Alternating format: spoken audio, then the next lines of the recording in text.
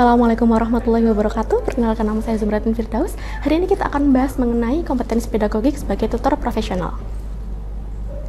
Sebelum kita membahas lebih jauh mengenai tutor profesional, kita akan membahas sekilas tentang AR Center Learning. Bahwa kehadiran AR Learning Center ini sebagai pusat pembelajaran, pendidikan, pengkaderan, dan memiliki program berkelanjutan sampai berhasil melalui perkaderan. Peran AR Learning Center ini, atau disingkat ALC, menjadi pusat wadah belajar. Di antara program yang dicanangkan antara lain adalah self-therapy, kemudian hipnotis, hipnoterapi, jurnalistik, kepenulisan, editing video atau gambar, pendidikan, dasar-dasar ilmu neurolinguistik, programming. Oke. Langsung saja kita akan membahas mengenai kompetensi pedagogik, di mana kompetensi pedagogik ini adalah suatu kompetensi yang harus dikuasai guru dalam melaksanakan pembelajaran yang meliputi pemahaman guru terhadap siswa. Kompetensi pedagogik ini tercantum dalam Standar Nasional Pendidikan pasal 28 ayat 3 mengenai kompetensi pedagogik adalah kemampuan pengelola pembelajaran peserta didik melalui pemahaman peserta didik, perencanaan dan pelaksanaan pembelajaran, evaluasi hasil belajar, dan pengembangan peserta didik untuk mengaktualisasi ragam potensi yang dimilikinya. Selanjutnya ada yang namanya indikator esensial. Yang pertama yaitu memahami siswa dengan memanfaatkan prinsip-prinsip perkembangan kognitif. Jadi apa sebenarnya perkembangan kognitif itu? Perkembangan kognitif ini menurut Piaget adalah kemampuan untuk mempresentasikan dan melakukan operasi logis dalam representasi konsep yang berdasar pada kenyataan. Perkembangan kognitif ini dipengaruhi oleh 5 faktor, yaitu yang pertama, kedewasaan, kedua, pengalaman fisik, ketiga, pengalaman logika matematik, kemudian ada transmisi sosial dan proses ekuilibrasi. Kemudian yang kedua adalah memahami siswa dengan memanfaatkan prinsip-prinsip kepribadian. Jadi seorang guru itu harus memahami kepribadian masing-masing siswanya. Kita harus sadar bahwa setiap siswa itu memiliki kepribadian yang berbeda-beda. Kemudian yang ketiga, mengidentifikasi bekal ajar awal siswa. Ketika memasuki kelas, otomatis kita akan bertanya dulu pada awal pembelajaran, kira-kira apakah siswa itu sudah siap untuk belajar?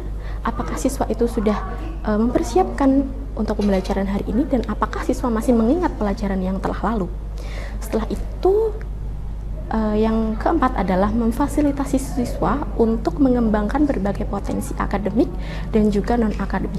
Di sini kita harus sadar, kita sebagai pendidik tidak hanya melihat atau memandang siswa hanya dari segi akademik saja, tapi juga dari segi non-akademik. Oke, selanjutnya adalah konsep profesionalitas berkaitan dengan profesionalisme. Menurut Undang-Undang tentang Guru dan Dosen pasal 1 ayat 4 menyatakan bahwa konsep profesional adalah suatu pekerjaan atau kegiatan yang dilakukan seseorang dan menjadi sumber penghasilan kehidupan yang memerlukan keahlian, kemahiran, kecakapan yang memenuhi standar mutu atau norma tertentu serta memerlukan pendidikan profesi. Konsep profesionalisme di sini merupakan sikap dari seorang profesional dalam melaksanakan profesinya. Yamin menyatakan bahwa secara konsep profesional memiliki aturan-aturan dan teori-teori untuk dilaksanakan dalam praktik dan kerja, karena dua hal itu merupakan perpaduan yang tidak dapat dipisahkan.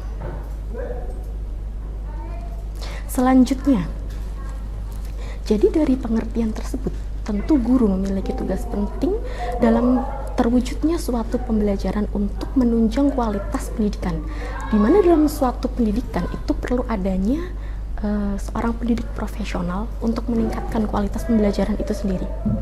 Jadi profesional itu menunjuk pada orang atau penampilan seseorang yang sesuai dengan tuntutan yang seharusnya. Ada beberapa arti dari profesional, seperti profesionalisasi yang menggambarkan proses menjadikan seseorang sebagai profesional melalui pendidikan. Kemudian profesionalisme ini menunjuk pada derajat penampilan seseorang sebagai profesional atau penampilan suatu pekerjaan sebagai suatu profesi yang menyangkut sikap, komitmen, dan juga kode etik. Jadi tiga hal ini tidak dapat dipisahkan dari seorang profesional, di mana sikap itu sangat berpengaruh, kemudian bagaimana komitmennya, dan juga bagaimana dia menerapkan kode etik saat bekerja. Kemudian profesionalisme ini bisa tinggi, sedang, atau bahkan rendah. Sedangkan hal-hal yang berkaitan dengan keprofesian biasanya disebut dengan profesionalitas. Selanjutnya adalah kompetensi guru. Kita tahu bahwa kompetensi guru ini adalah ada 4. Yang pertama ada pedagogik, kedua ada kepribadian, ketiga ada profesional, dan yang keempat ada sosial. Yang pertama adalah pedagogik, di mana pemahaman peserta didik, kemudian perencanaan, pelaksanaan, dan evaluasi pembelajaran pengembangan peserta didik. Hal yang dibahas di sini adalah aspek-aspek mengenai kompetensi atau potensi dari peserta didik itu sendiri. Selanjutnya untuk yang kepribadian ini membahas mengenai kemantapan atau kestabilan, kedewasaan dari siswa. Menyangkut tentang norma hukum dan sosial, rasa bangga, konsisten dengan norma, mandiri, dan juga etos kerja yang bagus, berpengaruh positif dan disegani. Kemudian menyangkut juga tentang norma religius yang akan diteladani, dan juga ada jujur. Kemudian profesional, menguasai ilmu bidang studi dan langkah kajian kritis pendalaman isi bidang studi, di mana seorang guru itu tentunya harus menguasai ilmu yang dia ampu, gitu. Di mana seorang guru harus memahami materi, struktur dan konsep, kemudian metode keilmuan yang menaungi, kemudian menerapkannya dalam kehidupan sehari-hari. Selanjutnya adalah nilai sosial, di mana nilai ini membahas mengenai komunikasi dan cara bergaul dengan peserta didik, kolega, dan juga masyarakat. Kemudian selanjutnya adalah perbedaan antara dosen dan guru sebagai tutor. Tujuannya sama, yaitu untuk mengembangkan potensi peserta didik agar menjadi manusia yang beriman dan bertakwa kepada Tuhan Yang Maha Esa, berakhlak mulia, sehat, berilmu, cakap, kreatif, mandiri, serta menjadi warga negara yang demokratis dan bertanggung jawab. Nah, perbedaannya apa? Perbedaannya hanya ada pada kedudukan dan juga fungsi. Kalau seorang guru itu sebagai tenaga profesional pada jenjang pendidikan dasar dan menengah. Kemudian kalau dosen, kedudukannya adalah dia adalah sebagai seorang tenaga profesional pada jenjang pendidikan tinggi yang dibuktikan dengan sertifikat pendidik. Untuk fungsinya, seorang guru yaitu meningkatkan martabat sebagai seorang guru dan sebagai agen pembelajaran. Kalau dosen, itu juga meningkatkan martabat dan peran sebagai dosen. Selain itu juga sebagai pengembang ilmu pengetahuan, teknologi, seni, serta pengabdian kepada masyarakat. Jadi seorang dosen itu pengabdiannya kepada masyarakat itu lebih ditekankan pada penelitian-penelitian yang mereka lakukan gitu. Jadi setiap penelitian yang mereka lakukan bersama dengan teman-teman sesama dosen itu efeknya akan kembali kepada masyarakat. Next. Oke, thank you.